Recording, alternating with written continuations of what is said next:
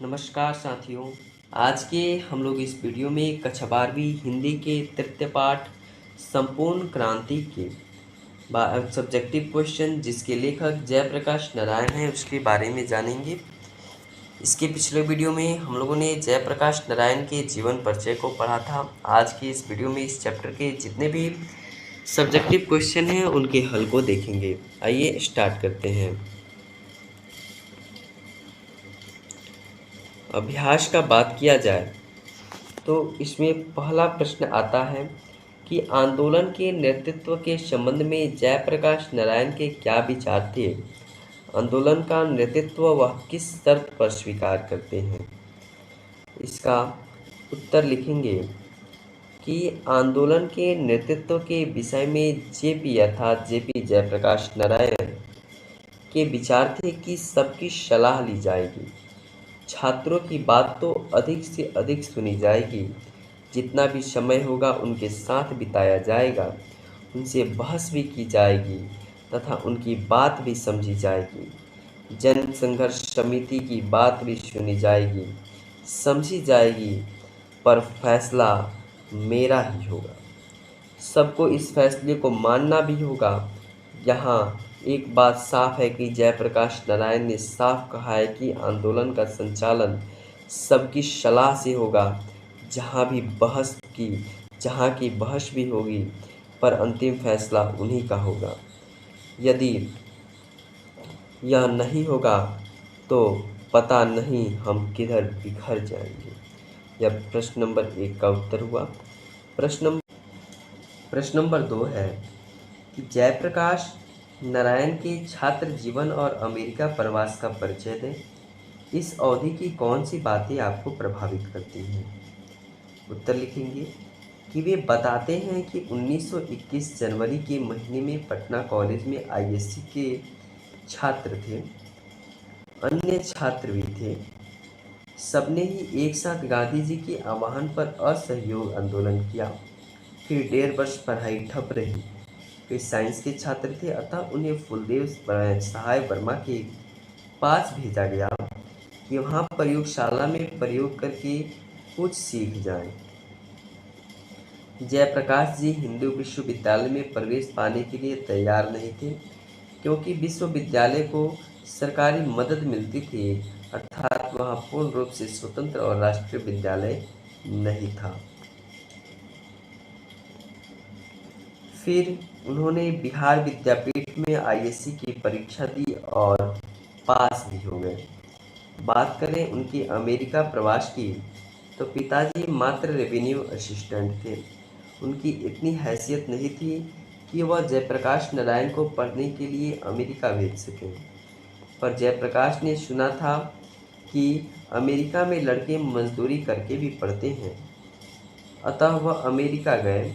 पर यह बात उनके व्यक्तित्व को नहीं भाई, क्योंकि उत्कृष्ट राष्ट्रीय चेतना का यह विपरीत था। उन्हें अमेरिका का दलाल बताया गया और कहा गया, निक्सन को दे दो तार, जयप्रकाश की हो गई हार। वहाँ उन्होंने बगानों में कार्य किया। जिस समय वे यूनिवर्सिटी में पढ़ रहे थे, छुट्टियों में काम करके इतना पैसा कमा लेते थे कि बड़े मज़े से खा पी कर कुछ बचा भी लेते थे। कुछ कपड़े हेतु, कुछ फीस के लिए, बाकी हर दिन 1 घंटा होटल में बर्तन धोकर या वेटर का काम करके तो रात का खाना मिल जाता था, दिन का भी खाना मिल जाता था। कमरे में भी चारपाई नहीं थी। एक चारपाई पर जयप्रकाश तथा अन्य लड़का सोते थे। रजाई भी एक ही थी। उन्होंने यह भी बताया कि जूते साफ करने का काम तथा होटलों में भी करना पड़ता था। जब बीए पास किया तो स्कॉलरशिप भी मिलने लगी। फिर 3 माह के बाद डिपार्टमेंट के असिस्टेंट भी हो गए, ट्यूटोरियल के क्लास भी लेने लगे। फिर जीवन थोड़ा आराम से कटने लगा। प्रश्न नंबर 3 है कि जयप्रकाश नारायण कम्युनिस्ट पार्टी में क्यों नहीं शामिल हुए। उत्तर लिखेंगे कि जो जयप्रकाश नारायण ने लौटने पर सोचा था कि जो देश गुलाम है वहाँ के कम्युनिस्टों को हरगिज वहाँ की आज़ादी की लड़ाई से अपने को अलग नहीं रखना चाहिए, क्योंकि लड़ाई का नेतृत्व बुर्जुआ क्लास के हाथ में रहता है, पूंजीपतियों के हाथ में होता है। अतः कम्युनिस्टों के अलग नहीं होना चाहिए, अपने को आइसोलिस्ट नहीं करना चाहिए। जयप्रकाश नारायण स्वतंत्रता के दीवाने थे, वे आज़ादी चाहते थे। उनकी बस समय आज़ादी के लिए संघर्ष कांग्रेस कर रहे थे, अतः उन्होंने उसके साथ स्वतंत्रता संग्राम प्रारंभ कर दिया। प्रश्न नंबर 4, पाठ के आधार पर प्रश्न स्पष्ट करें। क, अगर कोई डेमोक्रेसी का दुश्मन है तो वे लोग दुश्मन हैं जो जनता के शांतिमय कार्यक्रमों में बाधा डालते हैं, उनकी गिरफ्तारियां करते हैं, उन पर लाठियां चलाते हैं, गोलियां चलाते हैं।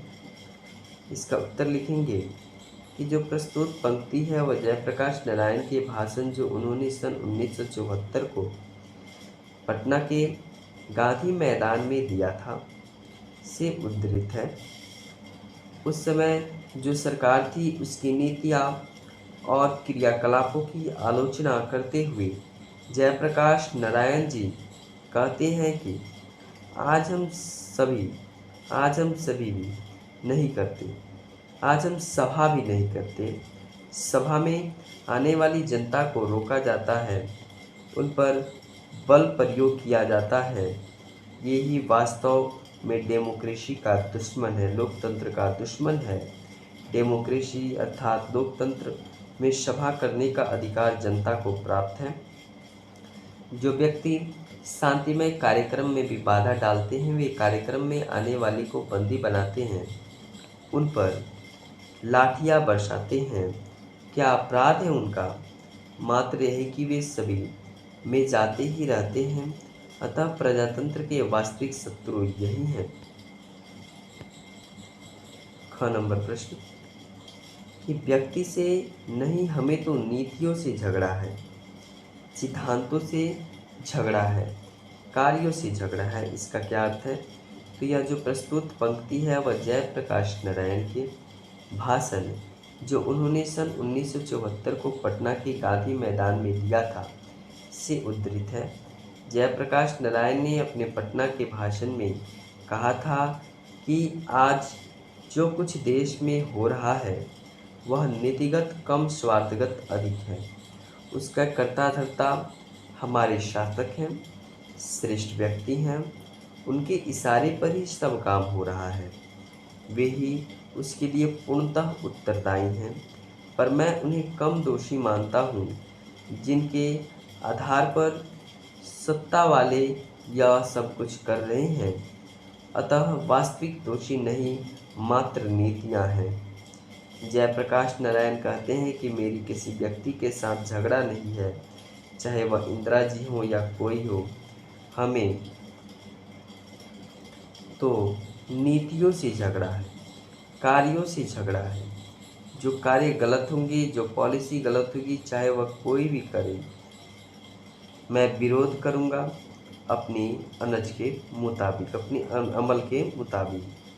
5 नंबर प्रश्न, बापू और नेहरू के किस बात का उल्लेख जेपी ने अपने भाषण में किया है? तो जयप्रकाश जी स्पष्ट कहते हैं कि जो काम गलत होंगे उनकी नीतियाँ गलत होंगी, वे उसका विरोध करेंगे। बापू में इतनी महानता थी कि वह किसी भी बात का बुरा नहीं मानते थे। वे हमें बुलाकर प्रेम से समझाना चाहते थे, समझाया भी है कि जवाहरलाल बड़े भाई थे, उनको भाई ही कहते हैं, जो जयप्रकाश जी को बहुत मानते भी थे। जयप्रकाश जी भी उनका बड़ा आदर करते थे। उन्होंने भी जयप्रकाश जी को आलोचनाओं का बुरा नहीं माना।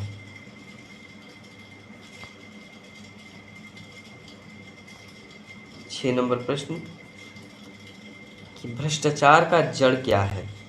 क्या आप जेपी से सहमत तथा जयप्रकाश नारायण से सहमत हैं और इसे दूर करने के लिए क्या सुझाव देंगे? तो इसका मूल था कि सरकारी नीतियां ही उत्तरदायी हैं।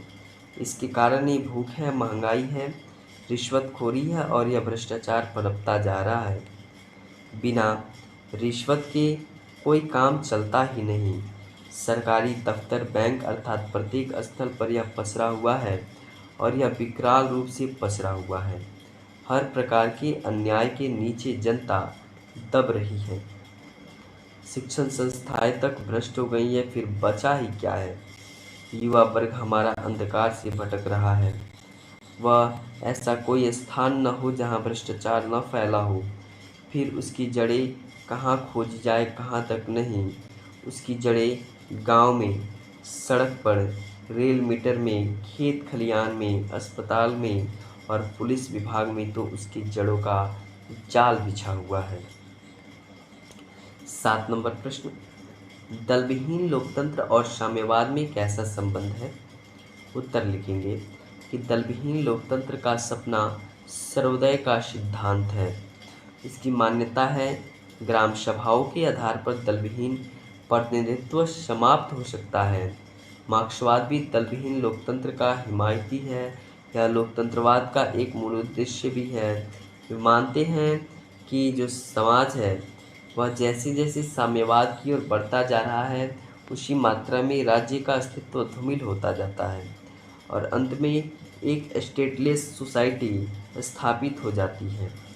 वह समाज निश्चित रूप से लोकतांत्रिक होगा, साथ ही दलविहीन भी होगा। 8 नंबर प्रश्न, संघर्ष समितियों से जयप्रकाश नारायण की क्या अपेक्षाएं हैं? उत्तर लिखेंगे कि जब चुनाव आए, संघर्ष समितियां मिलकर आम राय से उम्मीदवार खड़ा करें अथवा जो उम्मीदवार खड़ा किया जाए इनमें से किसी को मान्य करें। यदि उन समितियों के बीच आम राय नहीं बनती तब कोई ऐसा रास्ता खोजा जाएगा जिससे आपस में फूट के बिना समितियां उम्मीदवार खड़ा कर सकेंगी, एक उम्मीदवार को अपनी मान्यता दे सकेंगी। वे चाहते थे कि चुनाव में जनता का एक बहुत बड़ा पार्ट होगा, यानी जनता और छात्रों के संघर्ष समितियों के उम्मीदवारों का चयन में अपना महत्वपूर्ण रोल अदा करेगा। साथ ही विजयी प्रत्याशी को गतिविधियों पर समितियों कड़ी निगाहें फैलाएंगी। यदि उस क्षेत्र का प्रतिनिधि गलत रास्ता पकड़ता है तो उसको त्यागपत्र देने हेतु बाध्य करेंगी। उनका काम मात्र शासन से संघर्ष करना ही नहीं हो सकता है, बल्कि उनका काम तो समाज के हर अन्याय और अनीति के विरुद्ध संघर्ष करना होगा। इस प्रकार उनके सामने बराबर संघर्ष बना रहेगा। गांव में छोटे छोटे अफसरों या कर्मचारियों की चाह में वे पुलिस के ही हो घूसखोरी चलती है, समितियों का संघर्ष उनका खिलाफ जारी रहेगा। साथ ही जिन बड़े किसानों ने बेनामी या फर्जी बंदोबस्तियां की है उनका भी विरोध होना चाहिए। दुरुस्त करने हेतु संघर्ष भी करेंगे। गांव के तरह तरह के अन्याय होते हैं, गांव में तरह तरह के अन्याय होते हैं। ये समितियां उन अन्यायों को भी रोकेंगी। ये निर्दलीय संघर्ष समितियां अस्थायी रूप से कायम रहेंगी और मात्र लोकतंत्र नहीं बल्कि सामाजिक, आर्थिक, नैतिक बल्कि क्रांति के लिए एक बहुत ही महत्वपूर्ण कार्य करेंगी। 9 नंबर प्रश्न, जयप्रकाश नारायण के इस भाषण से आप अपने सबसे प्रिय अंश चुनें और बताएं कि वह सबसे अधिक प्रभावी क्यों लगा। उत्तर लिखेंगे कि इस भाषण से मेरा प्रिय अंश निम्नवत है। अभी न जाने कितने मील इस देश को जनता को जाना है।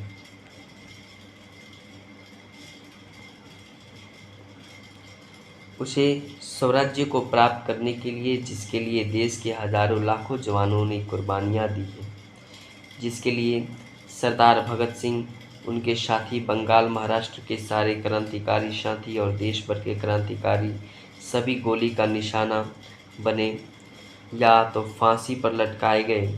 जिस स्वराज्य के लिए लाखों लाख देश की जनता बार बार जेलों को भरती रही, उसका कारण क्या था? तो उद्धृत जो अंश में जयप्रकाश नारायण ने देश के युवाओं को आह्वान किया है और ये युवाओं से कह रहे हैं कि हमें आज़ादी तो मिल गई है लेकिन अभी हमारा मंजिल बहुत दूर है। अपने भाषण में उन्होंने नेहरू जी के इस कथन को प्रस्तुत किया जिसमें नेहरू जी ने कहा था कि हम स्वतंत्र तो हो गए हैं, लेकिन असली आज़ादी अर्थात स्वराज प्राप्त करने के लिए अभी हमें मीलों का सफ़र तय करना होगा। जिस प्रकार हमारे देश के सपूतों ने स्वतंत्रता प्राप्ति हेतु अपने जीवन का बलिदान किया है, उसी प्रकार देश में स्वराज्य लाने हेतु अभी हमें और बलिदान करने पड़ेंगे। देश के खुशहाली लाने व शांति बनाए रखने के लिए जनता को अभी और तपस्या करनी होगी। 10 नंबर प्रश्न, चुनाव सुधार के बारे में जयप्रकाश जी के प्रमुख सुझाव क्या हैं? उन सुझावों से आप कितना सहमत हैं? तो जयप्रकाश नारायण जी मानते हैं कि आज के मतदाता को केवल इतना ही अधिकार प्राप्त है कि वह चुनाव में अपना मतदान कर पाता है, पर चुनाव की प्रक्रिया न तो स्वच्छ होती है और न तो स्वतंत्र होती है। न उम्मीदवारों के चयन में मतदाताओं का हाथ रहता है। अपनी चुनाव के बाद अपने प्रतिनिधि पर उनका कोई अंकुश नहीं रहता है। जयप्रकाश जी इसमें परिवर्तन चाहते हैं। साथ ही जो मानव में जो रुपया जाति बाहुबल का प्रयोग होता है, जो मिथ्या भाषण या मिथ्याचरण होता है, ये भी समाप्त होना चाहिए। और यह भी जानते थे कि आज जो असंगठित जनता को उसमें ऐसी शक्ति आ जाए कि वह सही आदमियों का चुनाव करे, साथ ही चुनाव के बाद अपने प्रतिनिधि को वापस भी बुला ले, पर सारी स्थितियाँ नितांत महत्वपूर्ण हैं और उनका पालन आदि हो सके, हमारा लोकतंत्र उत्कृष्ट बन सकता है। 11 नंबर प्रश्न, दिनकर जी का निधन कहाँ और किन परिस्थितियों में हुआ था? दिनकर जी रामनाथ गोयनका के यहाँ मेहमान थे, जो इंडियन एक्सप्रेस के मालिक थे। क्या काफ़ी बार पूछा गया इंडियन एक्सप्रेस के मालिक तो थी रामनाथ गोयनका। रात को दिनकर जी का दिल का दौरा पड़ा, यहाँ पे रात रहेगा। रात को दिनकर जी का दिल का दौरा पड़ा, 3 मिनट में उनको अस्पताल पहुंचाया। गोयनका जी ने उन्हें विलिंगडन नर्सिंग होम में भर्ती कराया। सारा इंतजाम था वहाँ पर, सारे डॉक्टर भी सभी तरह के औजार लेकर तैयार थे, लेकिन दिनकर जी का हार्ट फिर से जिंदा नहीं हो पाया और वहाँ ही उनका निधन हो गया। आपका चैप्टर हो गया एंड, चैप्टर आपका पूरा एंड हो गया है। चैप्टर 3 इसका कवि परिचय तथा इस चैप्टर के जितने भी अभ्यास प्रश्न हैं वे सभी कंप्लीट हो चुके हैं, अर्थात चैप्टर 1 से लेकर के 3 तक सब कंप्लीट है। चैप्टर 1 जिस नाम था बातचीत, जिसके लेखक थे बालकृष्ण भट्ट। चैप्टर 2 उसने कहा था, जिसके लेखक थे पंडित चंद्रधर शर्मा गुलेरी। और चैप्टर 3 संपूर्ण क्रांति, जिसके लेखक हैं जयप्रकाश नारायण। यहाँ तक खत्म हो चुका है। अगर आपको यह वीडियो अच्छी लगी हो, इस वीडियो को ज़्यादा से ज़्यादा आप लोग को शेयर करना है, और आपको यह वीडियो और अच्छी लगी हो तो इसको लाइक कीजिए, और हमारे चैनल पर अगर पहली बार विजिट किया हो तो इसको आप लोग सब्सक्राइब जरूर कीजिए।